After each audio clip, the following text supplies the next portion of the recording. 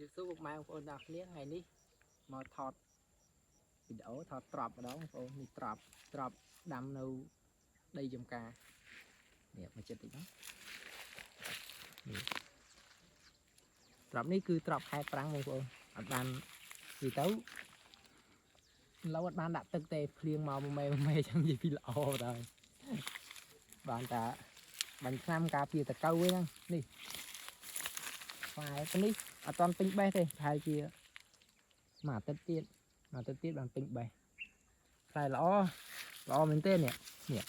បើចូលមកក្រោមនេះបាទខ្សែពេលនេះអាចបេះបានត្រឹម50គីឡូអីច្រើនដែរនៅខាងនោះទៀតនោះសិតតែត្រប់និយាយទៅត្រប់នេះខែប្រាំងគឺដាំល្អប្រហែលធន់នឹងថ្ងៃធន់នឹងក្តៅ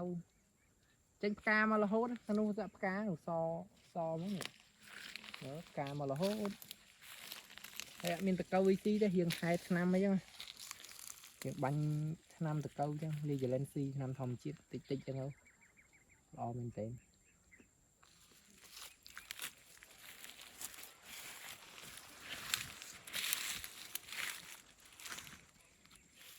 ធម្មជាតិបានប្រើឆ្នាំទេបាញ់តែដេញតកៅ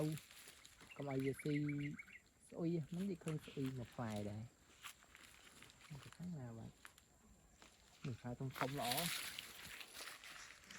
តែបានដាក់ទឹកទេមើលមានប្រយោជន៍មានអីទេប្រយោជន៍នេះដាក់បានដល់កាលមុនក្តៅខ្លាំងឡូវវាមកមេក៏អត់បានដាក់ចឹងទៅឲ្យវីដេអូនេះមានថតត្រប់ប៉ុណ្ណឹងអត់មានច្រើនទេគុណច្រើនជម្រាបលា